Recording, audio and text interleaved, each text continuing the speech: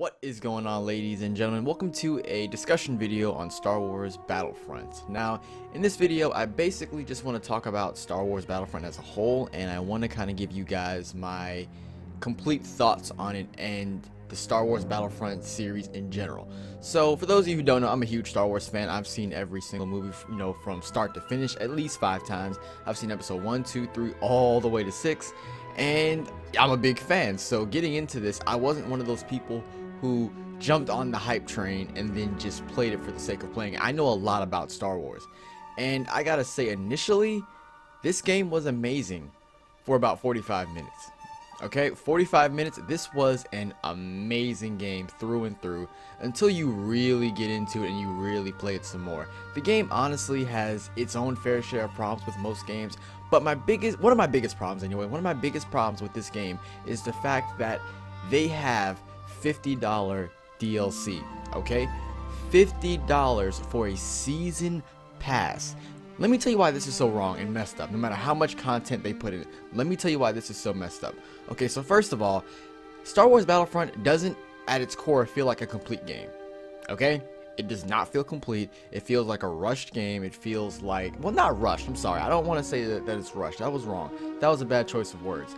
But the game at its core does not feel complete. There's not that many maps. There's hardly any guns. There's no variety in the guns whatsoever. And one of the truest things to this game is just the sound and the character models and the feel.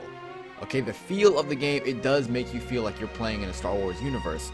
But at its core, the game does not feel complete. There are so many things missing. Like, if you were to just ask anyone, what's the biggest problem with Star Wars Battlefront? I guarantee you they'll tell you content. That is the biggest problem with the game, is content. And I believe that just EA and DICE, they don't know what they're doing with Star Wars. They don't. I mean, maybe they did, but they just decided to do their own thing. And what pissed me off about this game the most when I first heard, any information about the game, was that they were only covering the Galactic Civil War. That pissed me off. And the reason why is because Star Wars is so huge and vast, and Star Wars Battlefront 2 was huge as heck. They had so much to work with, okay? They had a lot. And the fact that the game is only multiplayer hurts it even more, because you could have done the Clone Wars, you could have done the Galactic Civil War. Hell, what they really could have done that would have made a lot more sense is make a story mode, okay? Make a story mode that follows all the way to the very end of the series. And there you go. That's like every Star Wars fan's wet dream, honestly. It really is. And I remember somebody asked me, they said, have you played the new Star Wars Battlefront? I was like, yeah. And they were saying, yeah, I was about to go pick up the the deluxe edition or something like that for like $70. I said, well, how about this? Come over to my house, play it. If you like it, get it. If you don't like it, don't get it. Sure enough, I showed them one match. They did not want to get it. And I mean, it's as crazy as that. I mean, I don't know why they thought making a big game like this only multiplayer. That's the craziest thing you can do. Why would you make something as big as this only multiplayer? But back to the season pass before I forget about that. They released half of a game is what they did. They basically pulled a Bungie with Destiny. Okay, they released half a game, and then what they decided to do was say, okay, look, we'll release half this game, which is the final product, and we'll make all this DLC. We'll make all this DLC, crunch it up into like one big giant pack of DLC, and then just release it. Okay? We'll make it like this big old present, and we'll release it, and then they'll get the full game eventually. And this whole Battle of Jakku wasn't even available till what, December 1st or something like that? And the game came out in, I think, November 19th. So, I mean, look at that. That's one of the bigger maps that people wanted to see and play because it's going to be in the new movie, but yet they decided to have it as DLC, and they keep trying so hard on Twitter to be like, yeah, free DLC, this, that, I mean, it's really, that may be free, but the thing is that it should have been available at launch, because there's not that many maps in the game to begin with, and a lot of the maps suck, to be perfectly honest with you. I mean, Hoth isn't really that good. It just isn't. I would say that if you want to see the hype of all the maps, if you want to see how nice they can really, really look, play the I think it's a 20v20 game mode, the 40-man, I forgot exactly what it's called. Walker Assault, yeah. Play Walker Assault. You'll see how nice the maps and how expansive the maps can really be. Because in the regular 6v6, or I'm sorry, is it 8v8 or something like that? Whatever.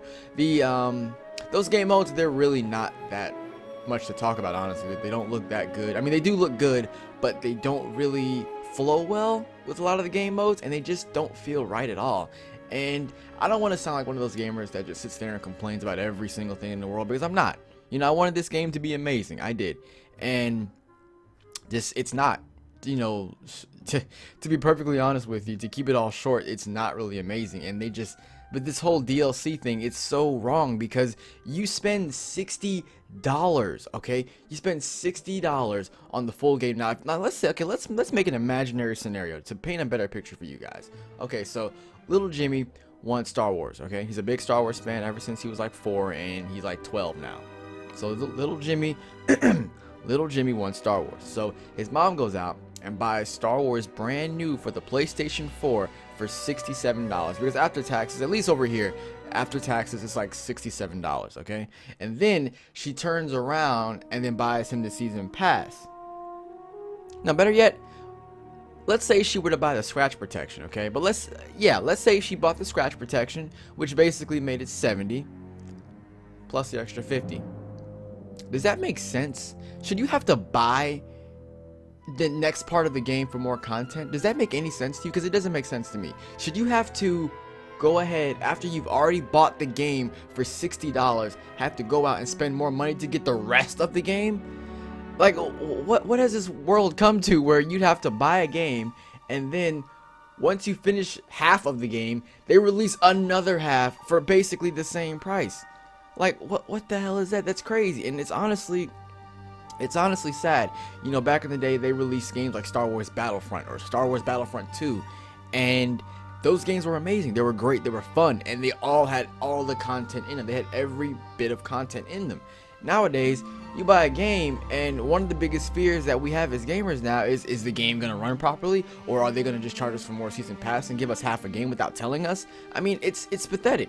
It's really sad and pathetic that this is what it's come to. But I mean, the gaming community, or the gaming industry, in some cases, is just kind of falling apart. Now, we do have good, you know, game developers out there. We still have good companies that genuinely care about their product, but I mean it's just kind of sad.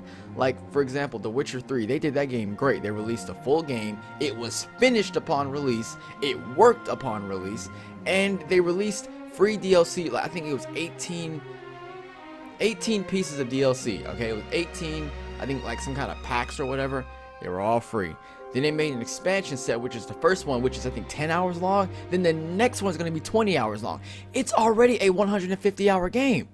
Look at all that content they're giving you, and it's so underpriced. It's not overpriced by no means. And you go to Star Wars Battlefront, you have fun for 45 minutes, and then they try to sell you another part of the game. And the way they do it is that they release it in chunks.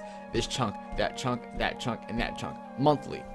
Okay, they don't just release it to you all at once and like bam, there you go. They release it not monthly, but they release it every now and then, basically. I guess this is whenever they feel like it, or whatever goes on over there. Basically, the point of this video is just kind of I'm giving you my thoughts on Star Wars Battlefront and what I think of it as a whole. They got my money. They got me, you know.